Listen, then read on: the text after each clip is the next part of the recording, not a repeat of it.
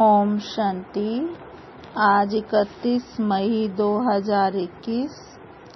आज मीठे प्यारे बाप दादा ने जो शिक्षाएं दी हैं, मुख्य शिक्षाएं, पहले हम उसे सुनते हैं। बाबा ने कहा, ये दुनिया कब्रिस्तान होने वाली है, इससे दिल नहीं लगाना है, परिस्तान से दिल लगाना है। और फिर बाबा ने कहा, तुम बच्चों जैसा खुश नसीब कोई नहीं है, क्योंकि तुम डायरेक्ट बाप से वर्षा लेते हो और तुम्हें बाबा की याद भी रहती है। और जो साहूकार होते हैं वो मुश्किल ही याद कर पाते हैं। तुम जितना बाबा को याद करेंगे उतना तुम परिस्तानी बनेंगे।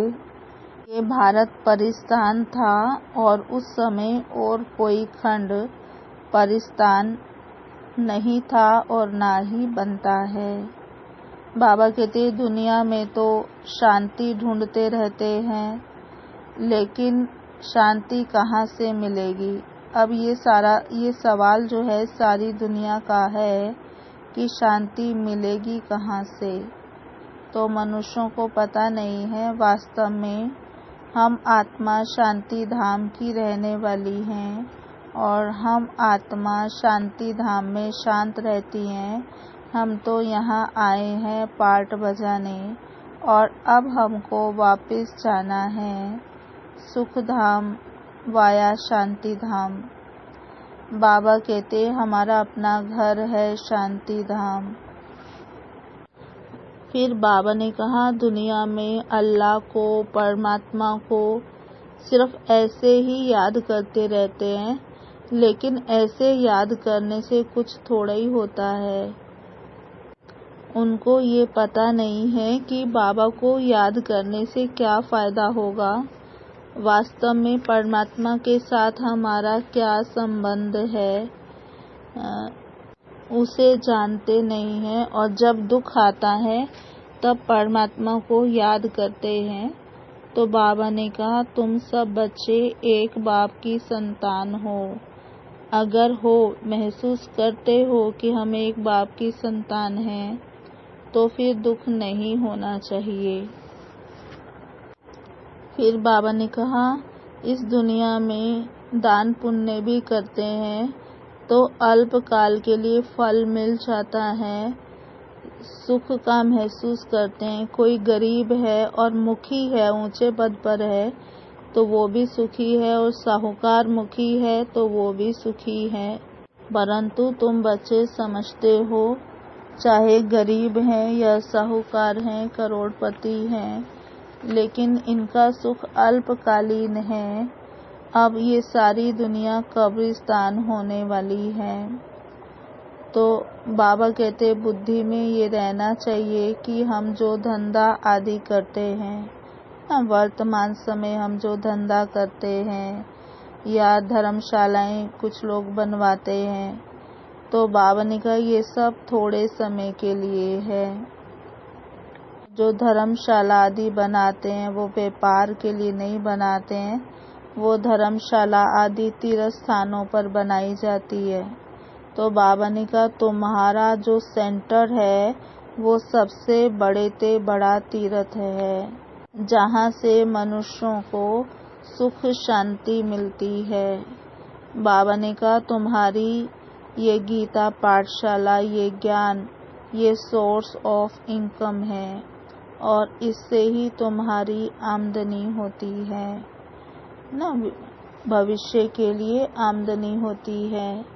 उन तीर्थों पर जाने से कुछ नहीं मिलता है और यहाँ तुमको बेहद के बाप से अविनाशी ज्ञान रत्नों का खजाना मिलता है।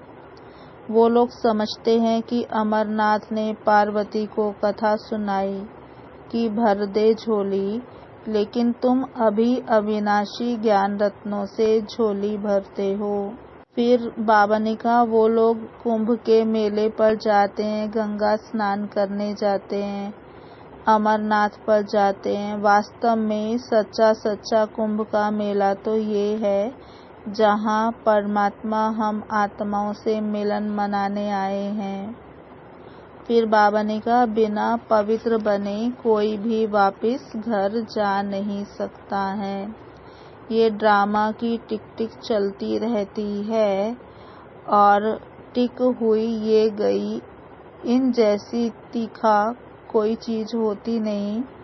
फिर बाबा ने कहा, आत्मा भी बहुत तीखी है।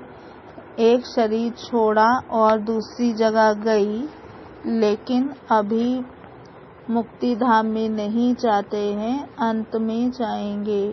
आत्मा को आने जाने में समय नहीं लगता है। बाबा कहते, अभी बाबा स्वर्ग की स्थापना कर रहे हैं और तुम बच्चे भी नंबरवार पुरुषार्थ अनुसार लायक बन जाएंगे, तब ये पुरानी दुनिया का विनाश होगा। तुम ब्राह्मण अभी लायक बन रहे हो देवता बनने के लिए।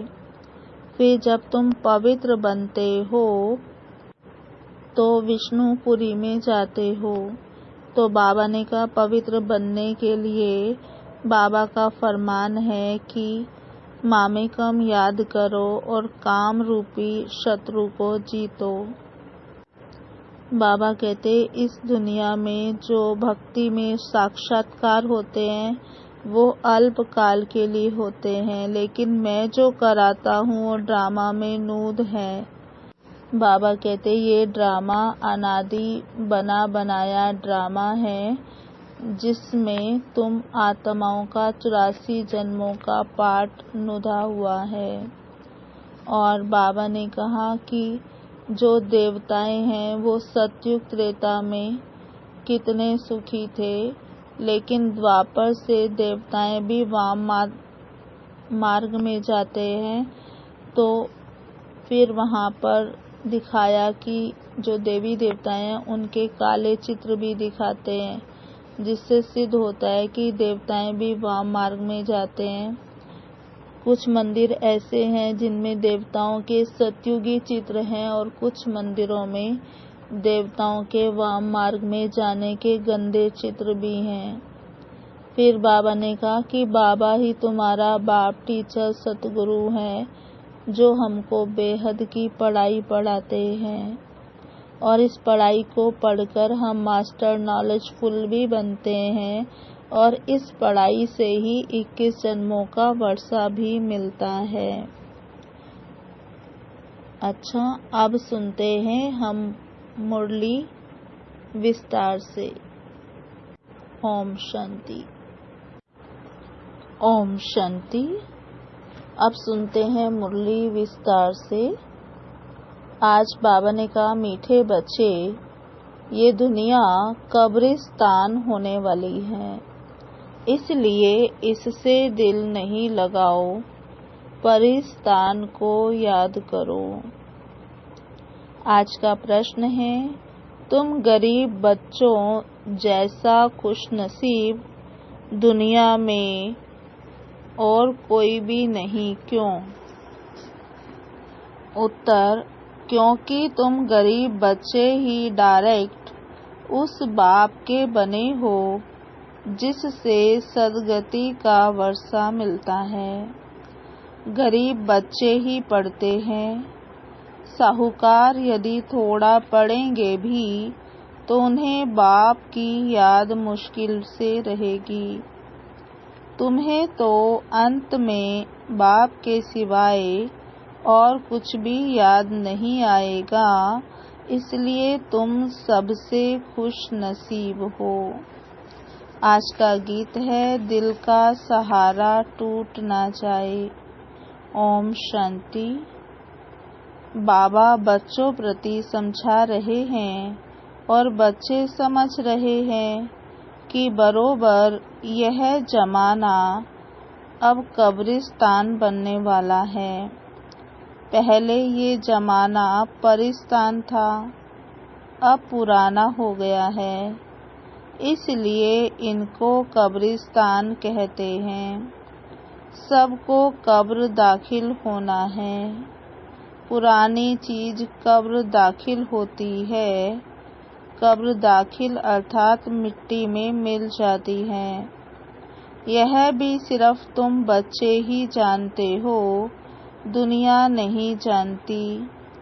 कुछ विलायत वालों को मालूम होता है कि कब्र दाखिल होने का समय दिखता है ना, ये सारी दुनिया जाने वाली है, बहुतों को दिखाई भी पड़ता है। तो तुम बच्चे भी जानते हो कि परिस्थान स्थापन करने वाला हमारा बाबा फिर से आया हुआ है। बच्चे यह भी समझते हैं अगर इस कब्रिस्तान से दिल लगाई तो घाटा पड़ जाएगा। अभी तुम बेहद के बाप से बेहद सुख का वर्षा ले रहे हो, सो भी कल्प पहले मुआफिक। यह तुम बच्चों की बुद्धि में हर कदम रहना चाहिए, तो यही मन मना भव है। बाप की याद में रहने से ही परिस्तानी बनेंगे। भारत परिस्तान था और खंड परिस्तान नहीं बनते हैं। ये है माया रावण का पंप। यह थोड़ा समय चलने वाला है। यह है झूठा शो, झूठी माया, झूठी काया है ना। यह पिछाड़ी का भवका है। इनको देखकर समझते हैं स्वर्ग तो अभी है, पहले नर्क था। बड़े बड़े मकान बनाते रहते हैं। यह 100 वर्ष का शो है। टेलीफोन, बिजली, एरोप्लेन आदि ये सब 100 वर्ष के अंदर बनते हैं। कितना शो है, इसलिए समझते हैं स्वर्ग तो अभी है। दिल्ली पुरानी क्या थी, अभी नई दिल्ली कैसे अच्छी बनी है। नाम ही रखा है न्यू दिल्ली। बापूजी भी चाहते थे कि नई दुनिया राम राज्य हो, परिस्तान हो। अब यह तो टेम्परेरी पंप है। कितने बड़े बड़े मकान, फाउंटेन आदि बनाते हैं। इनको आर्टिफिशियल स्वर्ग कहा जाता है, अल्पकाल के लिए। तुम जानते हो इनका नाम कोई स्वर्ग नहीं है, इनका नाम नर्क है। नर्क का भी एक शो है। यह है अल्पकाल का शो। यह अभी गया कि गया। अब बाप बच्चों को कहते हैं, एक तो शांति धाम को याद करो। सब मनुष्य मात्र शांति को ढूंढते रहते हैं, कहाँ से शांति मिलेगी। अब यह सवाल तो सारी दुनिया का है कि दुनिया में शांति कैसे हो। मनुष्यों को पता नहीं कि हम सब वास्तव में शांति धाम के रहने वाले हैं। हम आत्माएं शांति धाम में शांत रहती हैं, फिर यहाँ आती हैं पाठ बजाने। सो भी तुम बच्चों को मालूम है। अभी तुम बच्चे पुरुषार्थ कर रहे हो सुखधाम जाने के लिए वाया शांति धाम। हर एक की बुद्धि में है कि हम आत्माएं अभी जाएंगी अपने घर शांति धाम। यहाँ तो शांति की बात हो नहीं सकती, ये है ही दुख धाम। सतयुग पावन दुनिया और कलयुग है पतित दुनिया। इन बातों की समझ अभी तुम बच्चों को आई है। दुनिया वाले तो कुछ भी नहीं जानते हैं। तुम्हारी बुद्धि में आया है। बेहद का बाप हमको सृष्टि चक्र के आदि मध्य अंत का राज समझाते हैं। फिर कैसे धर्म स्थापक आकर धर्म स्थापन करते हैं। अब सृष्टि में कितने अथाह मनुष्य हैं। भारत में भी बहुत हैं। भारत जब स्वर्ग था तब बहुत साहूकार थे और कोई धर्म नहीं था। तुम बच्चों को रोज रिफ्रेश किया जाता है। बाप और वर्षे को याद करो। भक्ति मार्ग में भी ये चला आता है। हमेशा उंगली दिखाते हैं कि परमात्मा को याद करो। परमात्मा अथवा अल्लाह वहाँ है, परंतु सिर्फ ऐसे ही याद करने से कुछ होता थोड़े ही है। उनको यह भी पता नहीं है कि याद से क्या फायदा होगा। उनके साथ हमारा क्या संबंध है, जानते ही नहीं। दुख के समय पुकारते हैं, हे राम। आत्मा याद करती है, परंतु उनको ये पता नहीं है कि सुख शांति किसको कहा जाता है। बाबा कहते, तुम्हारी बुद्धि में तो आता है कि हम सब एक बाप की संतान हैं, तो फिर दुख क्यों होना चाहिए। बेहद के बाप से सदा सुख का वर्षा मिलना चाहिए। यह भी चित्रों में क्लियर है। भगवान है ही स्वर्ग की स्थापना करने वाला, हेमनली गॉड फादर। वह आते भी भारत में ही हैं, परंतु यह कोई समझते नहीं है। देवी देवता धर्म की स्थापना जरूर संगम पर ही होगी, सतयुग में कैसे होगी। परंतु यह बातें दूसरे धर्म वाले जानते नहीं। यह तो बाप ही नॉलेजफुल है जो हमको समझाते हैं। आदि सनातन देवी देवता धर्म कैसे स्थापन हुआ।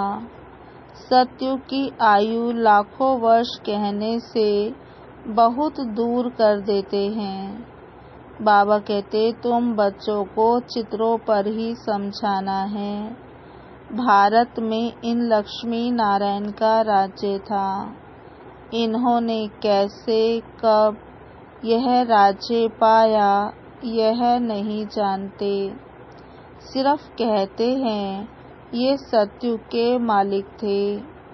उनके आगे जाकर भीख मांगते हैं तो अल्पकाल के लिए कुछ ना कुछ मिल जाता है। कोई दान पुण्य करते हैं, उनको भी अल्पकाल के लिए फल मिल जाता है। गरीब पंचायत के मुखी को भी इतनी ही खुशी रहती है जितनी साहूकार मुखी को। गरीब भी अपने को सुखी समझते हैं। बॉम्बे में देखो, गरीब लोग कैसे कैसे स्थानों पर रहते हैं। तुम बच्चे अभी समझते हो, भल करोड़पति हैं, परंतु कितने दुखी हैं। तुम कहेंगे हमारे जैसा खुश नसीब और कोई नहीं। हम डायरेक्ट बाप के बने हैं, जिससे सदगति का वर्षा मिलता है। बड़े बड़े आदमी कभी भी ऊंच पद पा ना सके। जो गरीब हैं वह साहूकार बन जाते हैं। बाबा कहते, पढ़ते तुम हो, वह तो अनपढ़ हैं। करके थोड़ा पढ़ेंगे भी तो भी बाप की याद में रह नहीं सकते। अंत में तुमको सिवाय बाप के और कुछ भी याद नहीं रहना है। जानते हो, ये सब कब्रिस्तान होना है। बाबा कहते, बुद्धि में रहना चाहिए। यह जो हम धंधा आदि करते हैं थोड़े समय के लिए है। धनवान लोग धर्मशालाएं आदि बनाते हैं। वह कोई धंधे के लिए नहीं बनाते हैं। जहाँ तीर्थ वहाँ धर्मशालाएं नहीं हों तो कहाँ रहें। इसलिए साहूकार लोग धर्मशालाएं बनाते हैं। ऐसे नहीं कि व्यापारी लोग आकर व्यापार करें। धर्मशाला तीर्थ स्थानों पर बनाई जाती है। बाबा कहते, अब तुम्हारा सेंटर बड़े ते बड़ा तीर्थ है। तुम्हारे सेंटर्स जहाँ जहाँ हैं वे बड़े से बड़े तीर्थ हैं, जहाँ से मनुष्य को सुख शांति मिलती है। तुम्हारी यह गीता पाठशाला बड़ी है। यह सोर्स ऑफ इनकम है।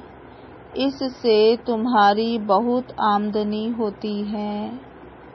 तुम बच्चों के लिए यह भी धर्मशाला है। बड़े से बड़ा तीर्थ है। तुम बेहद के बाप से बेहद का वर्षा लेते हो। इस जैसा बड़े से बड़ा तीर्थ कोई होता नहीं।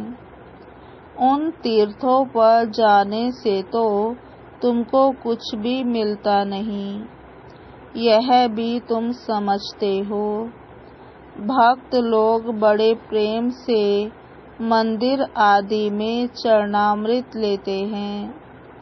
समझते हैं उनसे हमारा हृदय पवित्र हो जाएगा, परंतु वह तो पानी है। या तो बाप कहते हैं, यहाँ तो बाबा कहते मुझे याद करो तो वर्षा मिलेगा। अभी बेहद के बाप से तुमको अविनाशी ज्ञान रत्नों का खजाना मिलता है। अक्सर करके शंकर के पास जाते हैं। समझते हैं अमरनाथ ने पार्वती को कथा सुनाई।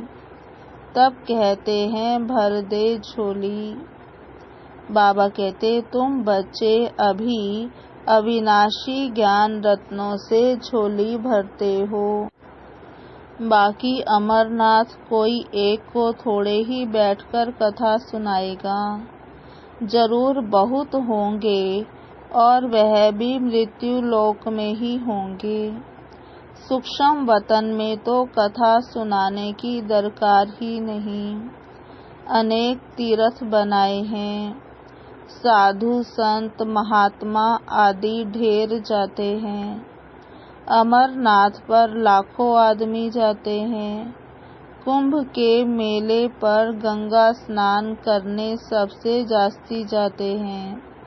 समझते हैं कि हम पावन बनेंगे। वास्तव में कुंभ का मेला यह है। वह मेले तो जन्म जन्मांतर करते आए, परंतु बाप कहते हैं इससे वापस अपने घर कोई भी जा नहीं सकते, क्योंकि जब आत्मा पवित्र बने तब जा सके। परंतु अपवित्र होने के कारण सबके पंख टूटे हुए हैं। आत्मा को पंख मिले हैं। योग में रहने से आत्मा सबसे तीखी उड़ती है। कोई का हिसाब किताब लंदन में, अमेरिका में होगा तो झट उड़ेंगे। वहाँ सेकंड में पहुँच जाते हैं। लेकिन मुक्ति धाम में तो जब कर्मातीत अवस्था हो तब जा सकेंगे। जब तक यहाँ ही जन्म मरण में आते रहते हैं। जैसे ड्रामा में टिक टिक होकर चलता है ना, आत्मा भी ऐसे है, टिक हुई और यह गई। इन जैसी तीखी और कोई चीज होती नहीं ना। बाबा कहते आत्मा जैसा तीखी ना, आत्मा कितनी जल्दी उड़कर जाती है, इतना तेज कोई होता नहीं।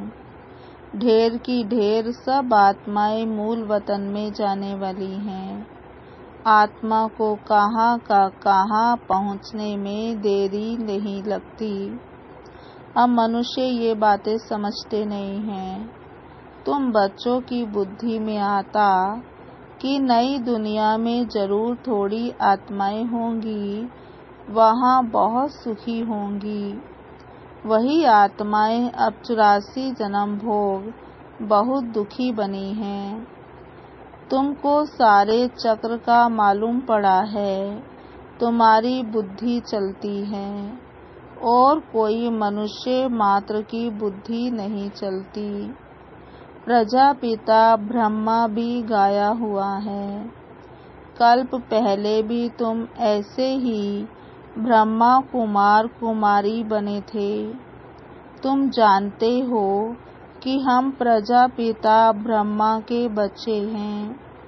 हमारे द्वारा बाबा स्वर्ग की स्थापना करा रहे हैं। जब नंबरवार पुरुषार्थ अनुसार लायक बन जाएंगे तो फिर पुरानी दुनिया का विनाश होगा। त्रिमूर्ति भी यहाँ ही गाया हुआ है। त्रिमूर्ति का चित्र भी रखते हैं, उसमें शिव को दिखाते नहीं। कहा भी जाता है ब्रह्मा द्वारा स्थापना। कौन कराते हैं तो कहेंगे शिव बाबा। विष्णु द्वारा पालना। तुम ब्राह्मण अभी लायक बन रहे हो देवता बनने के लिए। अभी तुम वह पाठ बजा रहे हो, कल्प के बाद फिर बजाएंगे। तुम पवित्र बनते हो, कहते हो बाबा का फरमान है काम रूपी शत्रु को जीतो। मामेकम याद करो, बहुत सहज है। भक्ति मार्ग में तुम बच्चों ने बहुत दुख देखे हैं। करके थोड़ा सुख है तो भी अल्पकाल के लिए। भक्ति में साक्षात्कार होता है सो भी अल्पकाल के लिए तुम्हारी आश पूरी होती है। यह साक्षात्कार होता है, वह भी मैं कराता हूँ। ड्रामा में नूद है, जो पास्ट हुआ second by second drama shoot किया हुआ है। ऐसे नहीं कहते हैं अब शूट हुआ, नहीं, यह तो अनादि बना बनाया ड्रामा है। जितने भी एक्ट्रेस हैं सबका पार्ट अविनाशी है। मोक्ष को कोई नहीं पाते हैं। सन्यासी लोग कहते हैं हम लीन हो जाते हैं। बाप समझाते हैं तुम अविनाशी आत्मा हो। आत्मा बिंदी है, इतनी छोटी सी बिंदी में 84 जन्मों का पाठ नुधा हुआ है। ये चक्र चलता ही रहता है। जो पहले पहले पाठ बजाने आते हैं वही 84 जन्म लेते हैं। सब तो ले ना सके। बाबा कहते तुम्हारे सिवाय और कोई की बुद्धि में यह नॉलेज नहीं है। ज्ञान का सागर एक ही बाप है। तुम जानते हो हम बाप से वर्षा ले रहे हैं। बाप हमको पतित से पावन बनाते हैं, सुख और शांति का वर्षा देते हैं। सतयुग में दुख का नाम निशान नहीं होता। बाप कहते हैं आयुष्मान भव, धनवान भव, पुत्रवान भव। अब निवृत्ति मार्ग वाले ऐसी आशीर्वाद दे ना सके। बाबा कहते तुम बच्चों को बाप से वर्षा मिल रहा है। सतयुग त्रेता है सुख धाम, फिर दुख कैसे होता है यह भी कोई नहीं जानते। देवताएं वाम मार्ग में कैसे जाते हैं वह भी निशानियां हैं। जगन्नाथपुरी में देवताओं के चित्र ताज आदि पहने हुए दिखाते हैं। फिर गंदे चित्र भी दिखाते हैं, इसलिए उनकी मूर्ति भी काली रखी है, जिससे सिद्ध होता है देवताएं वाम मार्ग में जाते हैं तो अंत में बिल्कुल काले बन पड़े हैं। अभी तुम जानते हो भारत कितना सुंदर था, फिर तमो प्रधान बनना ही है ड्रामा प्लान अनुसार। अभी संगम पर तुमको ये नॉलेज है। बाप है नॉलेजफुल, तुम्हारा एक ही बाप टीचर गुरु तीनों हैं। यह सदैव बुद्धि में रहे कि शिव बाबा हमको पढ़ाते हैं। यह बेहद की पढ़ाई है जिससे तुम नॉलेजफुल बन गए हो। तुम सब कुछ जानते हो। वह कहते हैं सर्वव्यापी है और तुम कहते हो वह पतित पावन है। कितना रात दिन का फर्क है। अभी तुम मास्टर नॉलेजफुल बने हो नंबरवार। जो बाप के पास है वो तुमको सिखाते हैं। तुम भी सबको यह बताते हो बाप को याद करो तो 21 जन्मों के लिए वर्षा मिलेगा। अच्छा, मीठे मीठे सिकिलधे बच्चों प्रति मात पिता बाप दादा का याद प्यार गुड मॉर्निंग। रूहानी बाप की रूहानी बच्चों को नमस्ते। हम रूहानी बच्चों की रूहानी बाप दादा को याद प्यार गुड मॉर्निंग नमस्ते नमस्ते नमस्ते। सदा रहेंगे हंसते, बनेंगे फरिश्ते, चलेंगे परम धाम के सीधे रास्ते। ओम शांति। अब सुनते हैं आज की मुरली का मुख्य सार। पहला है, स्वयं रिफ्रेश रहकर औरों को रिफ्रेश करने के लिए बाप और वर्षे की याद में रहना है और सबको याद दिलाना है। दूसरा है, इस पुरानी दुनिया से, इस कब्रिस्तान से दिल नहीं लगानी है। शांति धाम सुख धाम को याद करना है। स्वयं को देवता बनने के लायक बनाना है। आज का वरदान है, नशे और निशाने की स्मृति से सर्व कर्म इंद्रियों को ऑर्डर प्रमाण चलाने वाले ताज व तख्त नशीन भव। नशे और निशानी की स्मृति से सर्व कर्म इंद्रियों को ऑर्डर प्रमाण चलाने वाले ताज व तख्त नशीन भव। विस्तार है, संगम युग पर बाप दादा द्वारा सभी बच्चों को ताज और तख्त प्राप्त होता है। प्योरिटी का भी ताज है तो जिम्मेवारियों का भी ताज है। अकाल तख्त भी है तो दिल तख्त नशीन भी हो। जब ऐसे डबल ताज और तख्त नशीन बनते हो तो नशा और निशाना स्वतः याद रहता है। फिर यह कर्म इंद्रियां जी हजूर करती हैं। जो ताज व तख्त छोड़ देते हैं उनका ऑर्डर कोई भी कारोबारी नहीं मानते। स्लोगन, कमजोर संकल्प ही प्रसन्न चित्त की बजाय प्रसन्न चित्त बना देते हैं। कमजोर संकल्प ही प्रसन्न चित्त की बजाय प्रसन्न चित्त बना देते हैं। ओम शांति। अब सुनते हैं आज की मुरली के स्वमान। पहला, मैं आत्मा खुश नसीब हूँ। मैं आत्मा खुश नसीब हूँ। दूसरा स्वमान, मैं आत्मा परिस्तानी हूँ। मैं आत्मा परिस्तानी हूँ। तीसरा स्वमान, मैं आत्मा शांत स्वरूप हूँ। मैं आत्मा शांत स्वरूप हूँ। चौथा स्वमान, मैं आत्मा अविनाशी ज्ञान रत्न की मालिक हूँ। मैं आत्मा अविनाशी ज्ञान रत्नों की मालिक हूँ।